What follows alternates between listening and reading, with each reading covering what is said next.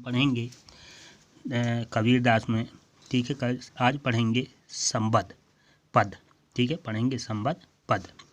पहला है, मोको कहाँ ढूंढे बंदे मैं तो तेरे पास में, ना मैं देवल ना मैं मस्जिद ना काबे कैलाश में, ना तो कोने क्रिया कर्म में नहीं योग वैराग में, खोजी होए तो तुरते मिलियों पल भर की तलाश में, कहें कबीर सुनो भाई साधो सब श्वासों की श्वास में, ठीक है। अब इस पद में हम पढ़ेंगे कि इसमें संदर्भ होगा कि यह संबद्ध हमारी पाठ्य पुस्तक के साखी संबद्ध पाठ से लिया गया है। इसके रचयिता कबीर हैं, ठीक है। ये हमारा संदर्भ होगा इस पद का। प्रसंग, इस पद में हम प्रसंग लिखेंगे। इस पद में बताया गया है कि ईश्वर तो घट घट वासी हैं। घट घट मीन्स हर शरीर में निवास करने वाले हैं, घट घट वासी हैं। उन्हें बाहर खोजने की आवश्यकता नहीं है। वो ये बताते हैं कि ईश्वर जो हैं वो घट घट में निवास करते हैं, हर शरीर में निवास करते हैं, उन्हें बाहर खोजने की आवश्यकता नहीं है। इसके बाद अब इसमें हम अर्थ लिखेंगे, ठीक है। अर्थ है, मोको कहाँ ढूंढ बंदे मैं तो तेरे पास में, ठीक है। यहाँ कवि कहते हैं कि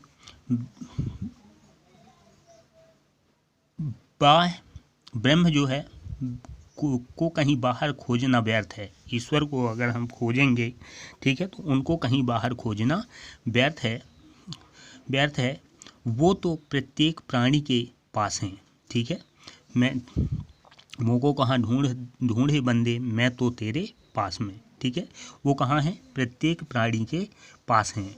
उनके घट घट में निवास करते हैं, ठीक है, प्रत्येक शरीर में निवास करते हैं।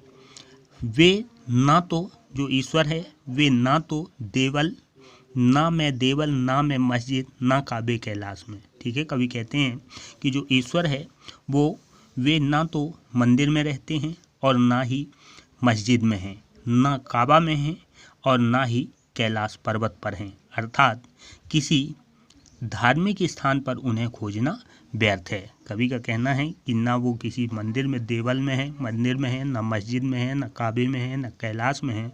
हम उनको जो व्यर्थ में जहाँ वहाँ ढूंढते हैं, इन स्थानों में ढूंढते हैं, वो कवि कहते हैं कि ये सब क्या है? व्यर्थ है। वे कहीं धार्मिक क्रियाओं और कार्यों में भी नहीं हैं, ठीक है, तथा वे योग साधना या संन्यास में भी नहीं हैं। कहाँ है? ना तो कोने क्रियाकर्म में नहीं योग वैराग में, ठीक है। कवि कहते हैं कि जो ईश्वर है वो ना किसी क्रिया कार्य में है, ठीक है, और ना किसी प्रकार के योग और वैराग में है। खोजी होए तो तुरते मिलियों पल भर की तलाश में। कवि कहते हैं कि इसलिए धर्म कर्म योग वैराग सब क्या है? व्यर्थ है। यदि सच्चे मन से ईश्वर की खोज करेंगे, ठीक है, तो वे तुरंत ही मिल जाएंगे। यहाँ ये बताया जाता है कि अगर हम खोज करेंगे, सच्चे मन से अगर हम खोज करेंगे, तलाश करेंगे, तो वो पल भर की तलाश में, पल भर की खोज में वो क्या होंगे? हमें मिल जाएंगे, तुरंत मिल जाएंगे। कवि कहते हैं, कवि कबीरदास जी कहते हैं कि कहे कबीर सुनो भाई साधो सब श्वासों की श्वास में। वो कहाँ हैं? कवि के अनुसार कवि कहते हैं कि हे सज्जन पुरुषों, स्पष्ट सुन लो कि ब्रह्म तो सभी प्राणियों के सांसों में रहते हैं, ठीक है। जो प्राणी हैं, जो ईश्वर है, वो हर प्राणियों के सांसों में रहते हैं, उनके शरीर में रहते हैं। अतः उन्हें कहीं बाहर तलाश करने की आवश्यकता नहीं है। वे तो हर प्राणी में विद्यमान हैं, ठीक है। कवि का कहना है कि उन्हें बाहर खोजने या तलाशने की आवश्यकता नहीं है, वो हर प्राणी में विद्यमान हैं, उपस्थित हैं। आगे है, संतो भय आए ज्ञान कहीं आंधी रे, भ्रम की टाटी सबे उड़ानी, माया रहे न बांधी, हित चित की दो थूनी गिरानी, मोह बलिंदा तू तृष्णा छनि परिघर ऊपरी, कुबधि का भांडा फूटा, जोग जुगती करि संतो बांधी,